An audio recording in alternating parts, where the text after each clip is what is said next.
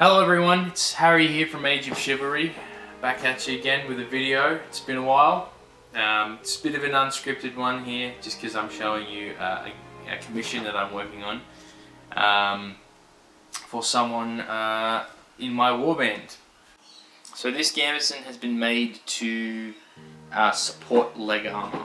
So as I'm sure you'll see in the B-roll footage, it's actually quite tight around my waist.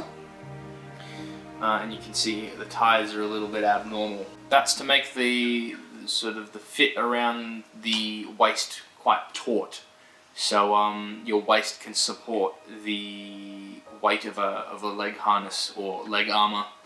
As you can see, it doesn't actually have any holes to support the leg armor, but they will be added in due time. The materials used for this build specifically was cotton duck, cotton broadcloth, there's linen in there as well, just to give it a bit of strength, and bamboo cotton wadding.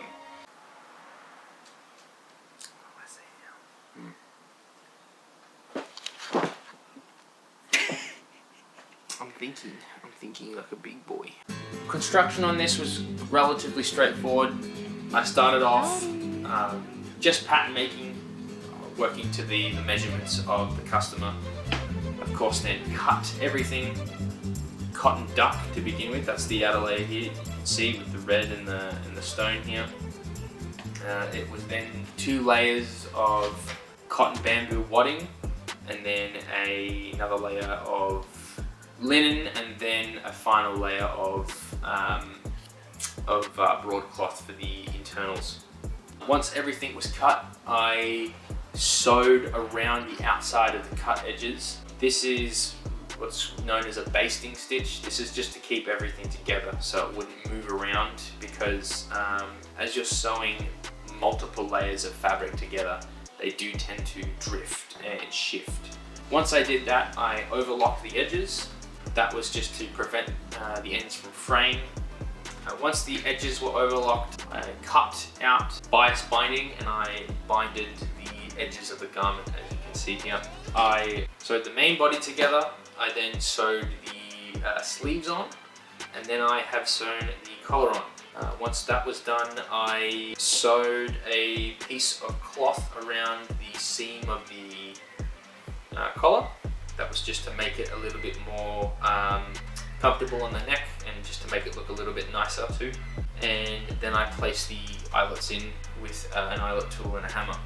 As you can see, the internals of the Gambeson are still exposed. That is to allow an easier modification of the garment if at all necessary.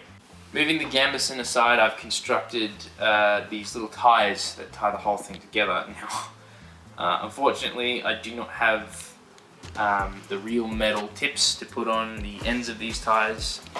I'll probably show you an example in the video, but typically you'd have the metal or brass fittings sewn into it, make it look a bit nicer, so you can actually get it through Gambeson. But I have actually, unfortunately, I do not have any of these. I just had tape on hand. So in a pinch, I've managed to tip the ends of these ties, and it allows me to put it through the Gambeson. But yes, that was my Gambeson that I've made for a client. I will have the pattern available on Etsy, either at upload of this video or a little bit further down the line. I will include a link in the description. Here are my social medias, and I will see you in the next one. Hopefully not too long of a wait this time. Alright, see you later.